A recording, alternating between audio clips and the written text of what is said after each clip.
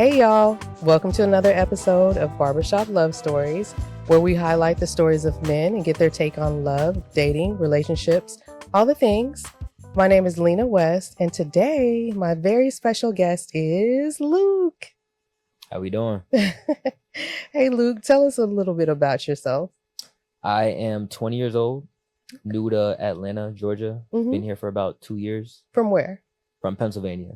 Oh, okay. I thought it was New York, but... Well, I was born in New York, but I spent 8 years in Pennsylvania growing up. That's where I graduated high school. Gotcha. And then what brought you here? My brother, I have some family out here, so they put me up in a crib where I could stack my bread and then get an apartment and then start doing my own thing. Okay. And then what type of work are you in? I'm an electrical apprentice. Nice. Yeah, so nice. I'm working with the union, and I'm in an apprenticeship for about 4 years. So after that, I'm going to be a journeyman and everything. I'm going to be a certified electrician. I love it. I love it. And definitely a man that's going places. Definitely. I hope so. For sure. For sure. So let's dive all the way in. Tell me about you and dating, because you're how old again? 20. 20. Okay. So, I mean, there hasn't been like a huge, extensive amount of time, but what happened? What's going on with dating? So my dating life really started, I guess, junior year of high school. Before that, I wasn't really on the scene. I was one of the weird kids. Yeah. Really? You was low key? Like... Yeah, I was one of them. Okay. I was one of them. But after quarantine, I got to glow up. People started noticing. So then I really started talking to girls and, finding my swag and everything like that. Yeah. So I had a couple girlfriends in high school. At the same time? At the same time. But people want to know. Yeah, sometimes, it would overlap. But, okay. Trying not to, have too much conflict, make it complicated. But you gotta do what you gotta do. Really? Yeah. Okay. So now that you're here, you're a little bit older. Do you think what's your current like approach to dating? Are you looking, waiting, avoiding? What's going on with that? Right now, I have a woman back in my life, so I'm not really out there looking for dating, but it's not really like official. We're still playing it out. Okay. But before that, I was definitely looking. And because you're a journeyman, or you're getting into that field, actually in the field, really, what does looking look like for you? Because you're going to be on the move. I mean, that's a very transient profession.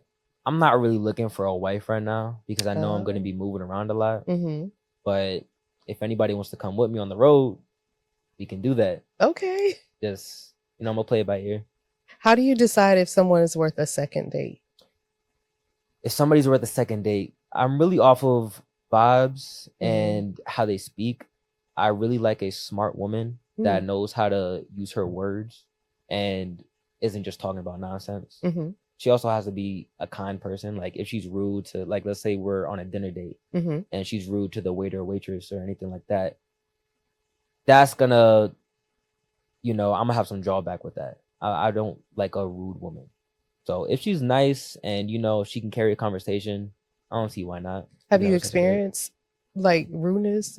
Oh yeah. 100%. Yeah? Is that a frequent thing? Not really. It's like here and there. But, you get your ghetto ones in there every once in a while. And then like what part does looks play into who you decide to date? Very heavy on looks. Not to sound shallow, but it's like if you don't look the part, I feel like I can't really look at you like I want you to be my partner in that way. Are you artistic? In a way, yeah. I was really into choir and everything back in school. And that's really it. I mean, I'm really into music. Okay. Because I find like a lot of times I'll talk to people and like if they're really artistic, they place an emphasis on like how somebody looks a little bit more than somebody else who's not into that. So I was just curious. That makes sense. Let's see. But what? I got notes, y'all. Oh no. That I cannot see. Anyways, what's your most memorable first date, good or bad? My most memorable first date. I don't know if I really have one like that. I don't really take girls on dates. It's really just what? We hang out, and I don't know if you could really call it a date. Oh, really? Yeah. I've met one other person like that, and he actually married the girl, but he said that he doesn't date. Like Mm, just like he'll hang out with them and like they'll just talk and then they just go from there, but he exactly. does not date, and that was the first time I ever heard that. Yeah. So where does that stem from? Like, what are your thoughts on that? Um, do you mean like where does it stem from? Like from in my past, or like why do I move like that? Yeah, why do you move like that? I Because you would, have money. So you yeah, can afford, yeah, I can afford a you date. know. I'm not gonna lie. It's Mhm, just I don't know. Before I was really against dating and everything mhm, like that. I think I was scared of commitment for a really long time. mhm. So that being how I first approached women, it just kind of, manifested into what it is now. And I don't really take girls on dates. But I'm not afraid to take a girl on a date. But it's Uh-huh. just, yeah, like before I wasn't trying to get locked down with anybody. So it was like, if you're trying to date, I'm gonna back away. Oh, okay. Yeah. Okay. So if they were just open to just like hanging out and talking, you were Oh fine. yeah, we can vibe. But other than that, like, would you just block them or would you Nah, just I'm not really like, a blocking person. I'm just gonna ghost you.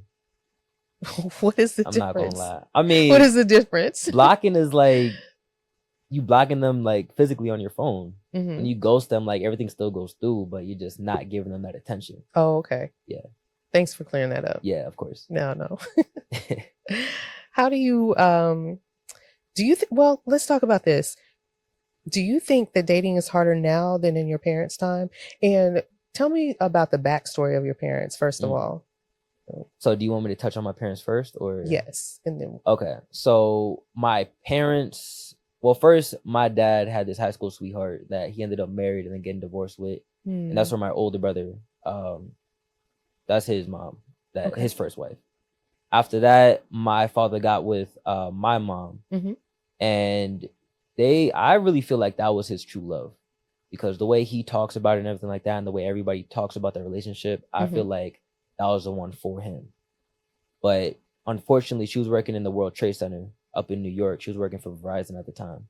When the planes went down, she was up on a high level. I don't remember the floor specifically, but when the towers came down, she got out, but the asbestos in the air, she breathed it in, and she unfortunately caught lung cancer from that. Wow. Was that immediate or was that years down the It road? was like years down the road. So Mm. she had me, she had my brother years after that. And then when I was 6 years old, I just turned 6, and my brother was 4 years old. That's when she passed away. Wow. Yeah, back in 2010. Wow. So do you think that it's harder now to date than it would have been like back, during that time? That's an interesting question. Um, I mean, because mind you, we didn't have like the internet. We yeah, had the exactly, newspaper, and you could exactly. write like, looking for tall, I feel dark like skin. it's a lot easier to catch girls nowadays, Hmm. but I feel like girls are a lot more secretive. What do you mean? Like they won't tell you things that you should know about them. I can't speak on the past because I wasn't there. I don't know how Hmm. women were really acting back then, but Hmm. I feel like girls now they play it close to the chest. They don't like to play all their cards on the table until after a while, and you get to know them, and maybe you're even married with them and you have a kid with them. Then it's like, bam, this is how I really am. Do you mean like in regards to their attitudes, or maybe like their dating past, or like finances, or what do you mean? Uh, Really all of that, yeah. Not really so much as their past, Hmm. but in terms of like their financials, like how they treat money, their Mm. attitude, Hmm. a whole bunch of stuff. How they treat you. Maybe they'll treat you good in the beginning and then switch it up after a while, and it's Hmm. like now you're stuck. But this is how I am. Mm. Does that make you hesitant to commit? Yeah, 100%, Yeah. 100%. And have you seen that like over and over and over again? In my Like, family, especially, yeah, oh, I have. okay. Okay. So, um, so with that being said, do you believe in love at first sight, or is it more of a slow build? If you do believe in love at all. I mean, I definitely believe in love, Mm. 100%. Yeah. Love at first sight, I feel like it sounds really good. Hmm. I don't really think that it's a real thing, because I feel like to love someone, you have to know them inside and out. Hmm. And I mean, sure, you could say, well, I love pizza, but I don't know everything that goes in pizza. True. But loving a person is a lot more complicated than loving a food. Mm-hmm. You're not just loving somebody based off how they look, like how you love a pizza because of how it tastes. No, you're loving them because of maybe how they speak, how they treat others, how they treat their family, maybe how they think. There's so many layers to it. Mm-hmm. So no, I don't believe in love at first sight. I believe that it has to be a slow burn to really truly love somebody. Do you have, because I feel like when I was younger, I had like timelines. So do you have like a timeline on how long it would take you to fall in love to the point where you would like commit to someone? Not really. Nah, not really. It could be any amount of time, just depends on the person. Mm-hmm. It could be a couple months, could be a couple years. Really? Yeah.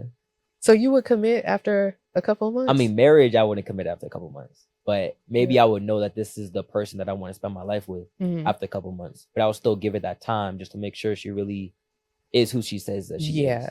Yeah. I think that's wisdom.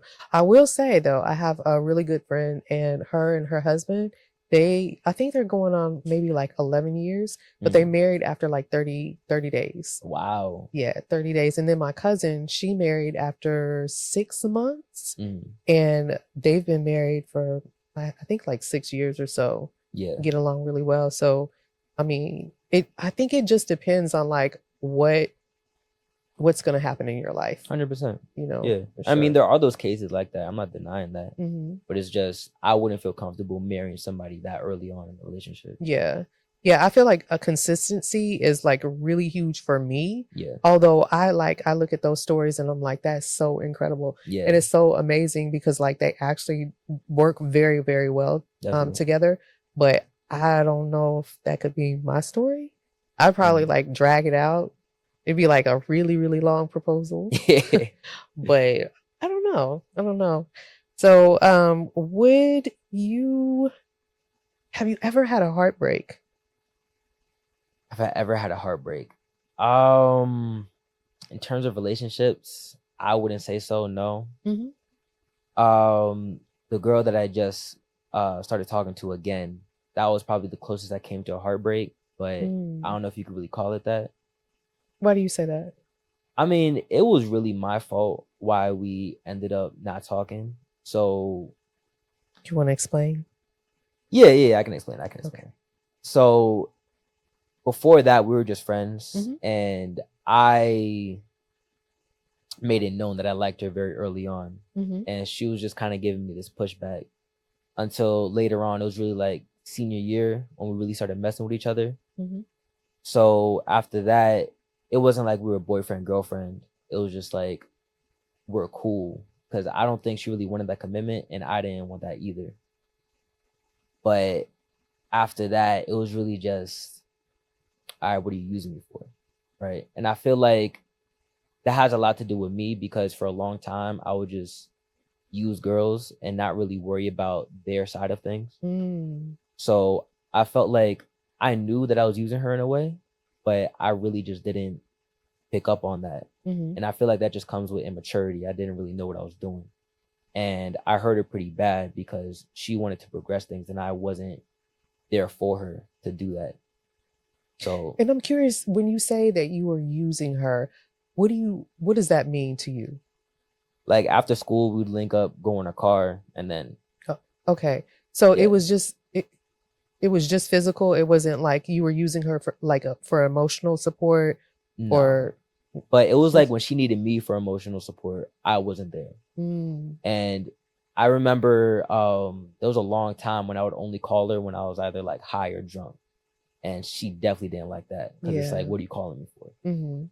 So it's like with all of that, I feel like I hurt her. So I don't know if I have the right to feel heartbroken, but I was definitely hurt when she cut it off. Wow. Did that shock you? Were you anticipating? Yeah. So you didn't know you were 100%. It came out of nowhere. I was like, whoa, we're like day ones. Now we're like strangers. Wow. Did she ghost or did she block? She blocked and ghosted. Like we went to the same school, but she just wouldn't talk to me. And then at the end of the year, it was like she came up to me. We had a little talk, and I thought we were rebuilding what we had. And then when school ended, we graduated, I tried hitting her up and it was just like dead. So after that, I came back to her maybe like a year later. It was the same energy, dead again. And then I came to her maybe like 2 weeks ago, and now we're starting to build something again. Really? Yeah. Do you feel like you are in a more mature season in your life? Definitely, 100%. Yeah. Was there something that happened specifically, or do you think it was just a timing issue with that? I feel like I just grew up. I had time to just think about what I did and why I treat women the way that I did. And now it's like I know the error of my ways, so to say. And you said your mother passed away. So did you have like aunts and stuff like really close women that you could go to and kind of like glean from? 100%. I definitely had strong women figures in my life, but it wasn't like they were close. They were close in terms of like that's my family and I love them, but physically like I was away from all of them. Like I was in Pennsylvania, they were in Florida, right? And my closest aunt, she lives in Abu Dhabi, and she's been living there for I think 10 years now. So it was like whenever I was going through something, there wasn't like a woman I could turn to and talk to them about it. Okay, so you were literally trying to figure these things out by yourself without 100%. Yeah. Wow. Well, I mean, I'm grateful for the evolution. That's I am too. Definitely a thing. I was listening to a podcast about 5 years ago, and the guys were actually talking about the point where they became celibate, and they were just sharing that they like just woke up. Well, actually, one of them was telling a story. He just like basically rolled over and looked at the girl, and he was just like, "I'm tired of doing this. Like, I'm tired of not having any intentions with these women." And then they are all the way in and he's not. So he just completely went cold turkey on like the physical aspect of it. And so now he, you know, he dives into more of like the other things, because that's just a part of like who a woman is, you know? So like there's other things to explore. Of course. And he feels a lot better as a man for that. So yeah. I could definitely relate to that. Not relate to that as in like I've been celibate before, but I can definitely relate to that in terms of wanting to know a woman past her physical, because that's very hard to get past that when that's all you want. Okay. Yeah. Well, so like, how do you have any friends that feel the same way about that kind of stuff? Or have you seen that? I haven't really talked to my friends about that topic specifically, so I don't know if they maybe think the same way. But that's definitely interesting. I'll definitely bring it up. Would you be open? Would you be open to like being celibate at some point in time? That's tough. That's really tough. If it aligned with my goals, then yeah, 100%. Yeah. Why would you make the change now to like, you know, start seeing women differently and how you move with women differently? I mean, other people would be like, well, you're young. Like, this is the time to like do all that stuff. I just feel like that's not who I am, to be honest with you. Growing up, my father really raised me a certain type of way. And even though I didn't have a mother in my life, I still want to respect women in that way. Like, I don't want to just see them as objects. So I definitely want the other side of the female character, if that makes sense. Do you feel like society and maybe even pornography plays a big part on objectification of women? 100%. Yeah. Yeah, 100%. If that's all you see when you're scrolling on TikTok, that's how you're going to think. And that's so crazy, because back in the day, you know, we had like magazines and like VHS tapes or whatever, and it's literally just TikTok. Like, you literally can just scroll, and then your brain is altered, because there's been studies where they show that that's what happens. And the access is just, it's incredible. I feel like the phrase "you are what you eat" really fits here, because you are what you consume. What you're constantly consuming, that's what you're going to portray. Wow. That, I don't know. Like, is there any way that you feel like a young man could like not fall into that trap? Yeah, 100%. Yeah. Yo, put the phone down, read a book. That's all you got to do. That's all you got to do. You just got to prioritize your mental health and, just stop doom scrolling and get outside, meet some people, make some stories. If you really onto that mental health side, start reading some books about that. Learn who you are. I think that's excellent. That's excellent. I know a couple of young men around about your age, and they're actively trying to pursue that type of lifestyle because they were just like sick of it. Right. They were like really tired. It's so easily accessible and stuff, but it's just damaging.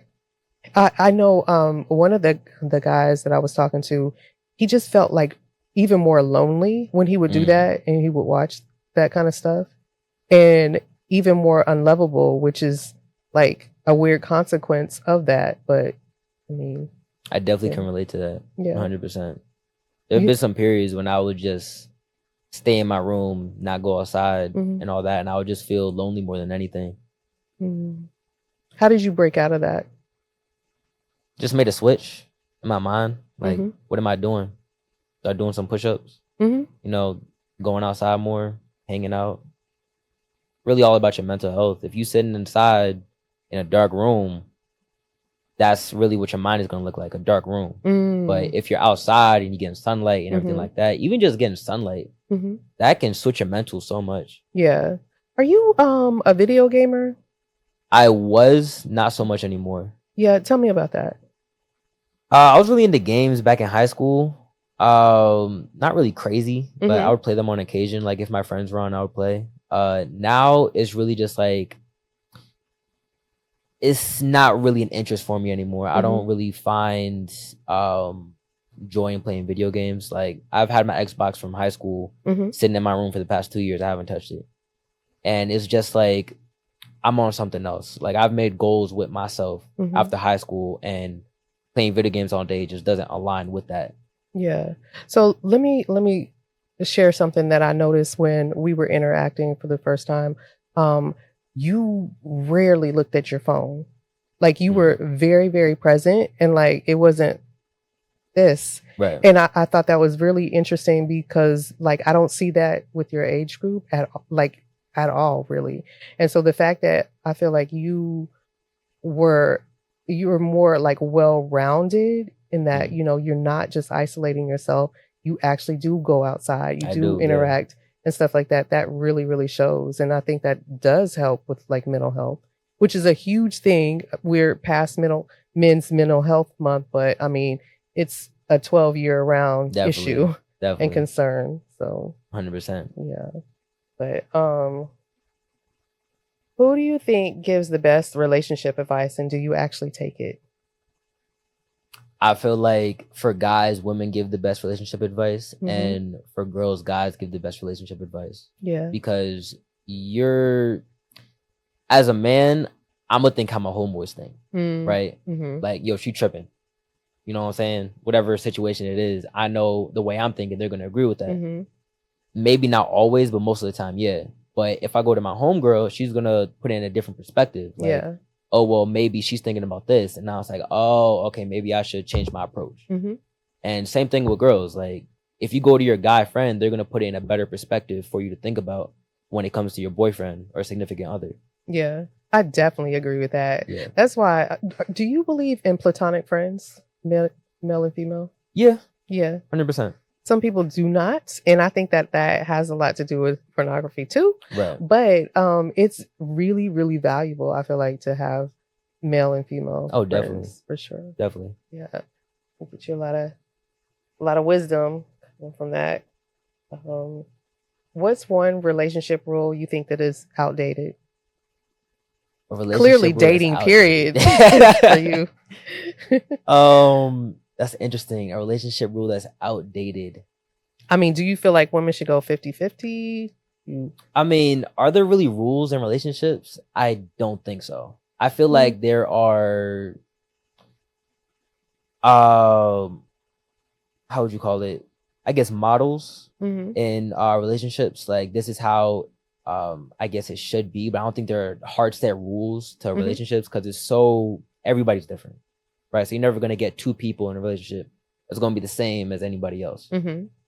So women going 50-50, I don't see nothing wrong with that. 100%. Me, I'm more traditional. If I'm taking you out, I ask you out. Yeah. I'm gonna pay the bill. Mm-hmm. But now, if she asks you out, do you expect for her to pay the bill?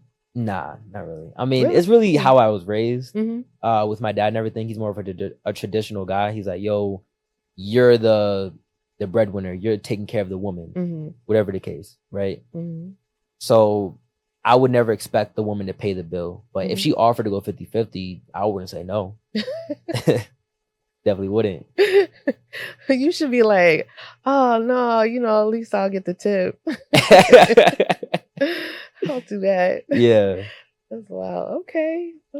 So you definitely wouldn't feel like that's appropriate, like in your marriage. What, her taking the bill? Well, no, like in your future marriage, her like paying 50% of the bills and I mean, if we're in a situation where she has a good job, maybe she went to college, she has a good degree and everything like that, and she can handle half the bills and it would make it easier on both of us, then yeah, we're a team at the end of the day. Okay. So whatever works for the team is what works for us. But if it just so happens that I'm making most of the money and she's maybe not making as much as me, then I would take over the bills. It was just, I feel like it really just depends. Yeah, and I've heard like both sides. I have someone that I know that he would never go for the 50-50 because he feels like when you do that, then you get less respect as a man. And it becomes more of like a, what's the word? Like homie partnership. Right. That, gets physical at times. And like, that's not what, he was going for. But I definitely understand, like, if y'all are both young, able-bodied, and there's like, you make the same amount and stuff. I mean, I don't see anything wrong with that. But with your friend, I agree to that to a certain extent.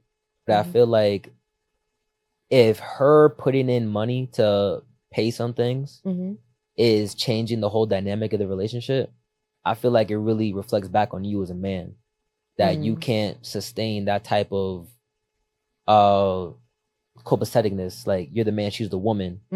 And that kind of dynamic, I feel like if you can keep that going while she's still putting in money, paying the bills, whatever, then maybe you're just not the type of man to be in a relationship like that, to where she can respect you on that level. That's interesting. They've been married for quite a long time. So really?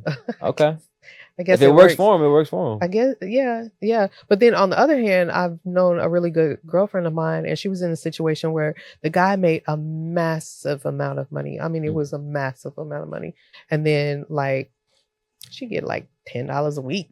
Right. Like, so it was almost, and it lived in a very, very nice home too. So it was almost like a, to me, like a prisoner situation. Like she was a pretty prisoner. Right. So I probably wouldn't be with that at all. I feel that. But money definitely comes with respect. But I feel like that's not where all the respect should be coming from. Yeah. Definitely hear you on that. Would you ever go on a reality dating show? Why or why not? Oh, yeah. Really? Yeah, 100%. Which ones? Whichever one's called me. I'm not gonna lie. I mean, I just feel like you get off of the show and you just have so many opportunities open up for you. Like, these people get out of the shows and they have so much clout now. They have so much publicity on them, and it's like they're in the limelight. So I would 100% do that just for the opportunities it would bring me. Okay, not like you really think that something. Nah, I'm not expecting to find love on these shows. I mean, if it happens, cool. But that's the main reason why I would do it. Yeah. Okay. Was there any of them that you actively watch? I was watching a few episodes of Love Island with my homegirl, but it was like, I mean, it was cool. It was dramatic. There were some episodes that I was really into, but it wasn't really my cup of tea, to be honest. So you wouldn't just watch that if it were not with your homegirl? Nah, I wouldn't just turn it on, no. Oh, okay. Now, Love is Blind, a couple of years ago, I don't know if you remember that. Yeah. I was really into that one. I don't know if it was because I was younger or what, but that one I was really into. I'm not gonna lie. Okay. Back in the day, we had, what was it? Love Connection. Love Connection. Never heard of it. Never heard of that? No. He's so young, y'all. He's so young. So they would like, it was with Chuck Woolery. He was like the host guy and stuff. And so they had like 3 different people to choose from. They could go out on a date with or whatever. I love that show. But that was all we had. Like, it wasn't like now where you got like a plethora of shows to choose from. That's all they're doing. Yeah, that's all they're doing. And I'm like, yeah, it's something else. But if your love life was a movie, what would the title be? That's a tough one. I don't know. I'd have to think on that. I don't really have a name for it. I'm not gonna lie. No. I couldn't think of anything. Okay. Well, we can slide past that one, but would you rather marry your best friend or your biggest crush? Definitely my best friend. Yeah. I feel like with my best friend, we just have a better understanding than maybe my biggest crush could be some girl I never talked to. Or maybe it is a girl I'm like messing with and I just really like her, but maybe she doesn't like me as much as I like her. But with my best friend, I know we can at least get along and have a good relationship. And I definitely want to touch on that because I've seen that happen with a lot of my guy friends, where it's like they're dating people, but I don't think they really like them. I think they like the amenities, but not really them. And it's so tragic because I feel like everybody should be liked 100%. And adored and just found fascinating by whoever they're dating. So I totally agree. Yeah. Weird. Let's see here. Do you think marriage should be forever or can it be seasonal? Forever. 100%. Yeah. Like, why are we married if it's going to be seasonal? I agree, but I met somebody and they were like, oh, I think that marriage should be like licenses where like every 5 years you should be able to like decide whether or not you want it. That's interesting. Yeah. That's really interesting. You know what I think they want? I think they want a poly relationship with multiple partners. They just don't want to dive into it. So maybe it's like they can switch partners every once in a while and it's okay because they have this contract. After 5 years, we're done. And then I can go on to the next. But I don't really know the people that you're talking about, so I can't speak for them. But I feel like that would be the mindset. Yeah, I agree. Now, I also feel like there is a difference between a microwavable meal and a slow cooked crock pot all day type of situation. 100%. And I just feel like so much more satisfied when that's a thing. And when you have like a long-term relationship, to me, that's more valuable and more tasty, I guess, than, just switching up every now and then. I agree. Anything. If there were anything that, if your mom was here right now, is there anything that you would want to ask her about dating, love, and relationships? Man, I mean, growing up, there was just so many questions that I had, and it was like, my dad was always working and he was out of town. And it was just like whoever, not to say like he was like that, but it was whoever he was with at the time was with us. But for a long time, it was just one woman that's the mother of my sister right now. So I'm not going to speak ill on her. But for a long time, we just couldn't see eye to eye. So for a while, it would just be like, man, if my mom was here, I wish I could ask her this or I could ask her that. But over time, I feel like I really just not got comfortable, but I accepted her death more. So I don't really have any more questions for her. So I don't have like any ready in the back of my mind right now. But there was definitely some times where I wish she was there and I could get her advice on something. Yeah. How do you think that seeing your father move the way that he did in his relationships had an impact on you? Oh man. For a long time, it was like, I don't want to be with nobody. You know what I'm saying? Yeah, because it was like the women that he was with, I feel like all they did was just treat him dirt. Like the first woman that he was with when we moved to Pennsylvania, the reason why we moved out of Florida to Pennsylvania, she went back to her family with her 2 kids and her husband and just left them there with all the bills on the house. And we had to move out of the district. So after that, he met my sister's mom and that was that. So I feel like she never treated him right, and the one before her never treated him right. So it was like seeing all these relationships that didn't work out at a young age. I feel like it just impacted me, and it was like maybe being in a relationship isn't all that. Mm-hmm. Maybe I'm cool right where I'm at and I can just mess with this one, mess with that one. And I'm really trying to break free of that now that I'm older and I see Yeah. the value of actually getting into a real relationship where you Yeah. actually love the person. Yeah. I definitely feel like there's been seasons in my life where it was kind of like that. Like I kept wondering like why certain things were happening. And it was because like I was attracted to a certain type of person. Yeah. I was attracted to a person who could never commit to me. So then therefore, if we never got committed, then you could never break up with me and we could never break apart. And so then I could never get hurt. And that went on for years, like literally years. Mm. And I kept just thinking it was a fluke that, certain things were happening. But during COVID, I had like, I guess like an epiphany. And I was like, oh my gosh, it's been me the whole time. Nobody else but me. Yeah. 100%. 100%. And I feel like also knowing that, it makes it more where like the ball is in my court that, I can change that. And so, yeah, things were different after that. For That sure. same epiphany that you had, I feel like I didn't really get that until I got my first apartment. And then I really started thinking about it. And it's exactly what you said. Like, maybe it's me. Maybe I'm the issue. Mm-hmm. Then you just got to make that switch. Yeah. I think that's interesting that, like, first of all, you had that epiphany at 20 because there's men that are like in their 30s and 40s and have never committed to not one person. Right. And they think that that's okay, but then like their gut knows that it's not okay and they desire something real and something, stronger than that. But maybe they're just. I feel like what had a lot to do with it was working with some of these guys out in the field. Like, I was working over at Hartsfield-Jackson Airport for a little bit. We were building a new terminal. I was working for England and Stubbs at the time. And the people I'm working with, they're cool people. Don't get me wrong. Like, I could, have a conversation with them. We'd laugh, whatever. But it's like their love lives are just terrible. Like, this one guy, he had 3 kids, 3 baby moms. And he'd take break, go to a hotel down the road, smash a girl that was waiting for him, and then come back.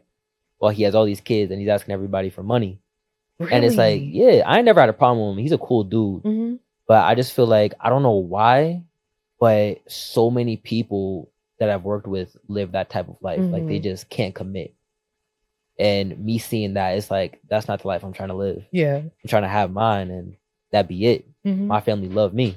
Yeah. I've told this story before, but I got into an Uber and there was this guy, he was probably like in his late 60s and he had only had one woman and he was so happy to have had that one woman. But I mean, she was the first with everything. First kiss, first and last woman he married, like everything was first with her. And I just think about like the life that you would have if you had that one rider that for so many years, rather than hopping here and there and trying to figure out who's loyal and who's not. Right.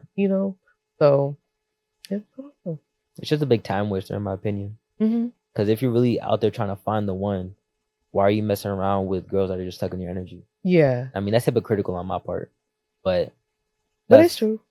That's just how I feel. It's true. It's true. Like on both ends, like your energy is taken. Like 100%. Yeah. It's a distraction to a lot of your goals, especially like if you're young and you're trying to build and do things for yourself, set yourself up.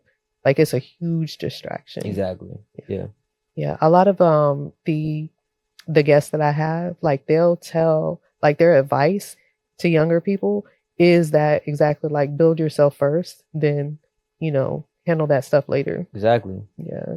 Grow your garden, and then what do they say? Watch the bees come, something like that. I never heard of that. Yeah, I think you made that up. That's not real. I definitely heard it somewhere, but I think I'm messing it up. It's I think you grow your garden, and then you don't go looking for the bees; they come to you when you plant the beautiful flowers. Yeah, so if you build yourself up, you're gonna start attracting. Oh yeah, definitely. Yeah, what you're putting out. For sure. Yeah. So, well, normally, like I wrap up the show by asking a person, like, what would they tell their younger self about dating, love, and relationships? Man. But your younger self would be like 10 years old, so I don't know. Yeah. You can, I guess, you could share with like what you feel like What's in the future for you? What do you hope for What's in the future for me? in regards to relationships? In regards to relationships. Okay, I was about to go on something else. I'm not gonna lie. I just feel like relationships right now isn't really my main focus. Mm-hmm. But in terms of relationships, in terms of my time frame, I don't really have one, but I would, want my wife and kids before 30, maybe a little bit after that, maybe like my late 20s. But I'm gonna just see where the wind takes me. I'm not gonna lie. Okay. Yeah. Okay. That's fair. And that's one of the things that I really appreciate, Luke. Like, I think it's very important for men to be 100% honest. Yeah. And like, this is my truth. This is what it is. I think one of the things that I've noticed is that a lot of women believe that when men tell them something, they're not telling the truth. Like, oh, you didn't really mean that, or something like that. Story of my life. Oh my gosh, Story so many of my men. life. So many men. But this is literally your truth. Yeah. And it is what it is. 100% raw, no filter. Hey, none of that. Well, Luke, thank you so much for coming on the show. I really appreciate you. And y'all stay tuned for another episode, and make sure you like, share, and subscribe. All right. See y'all.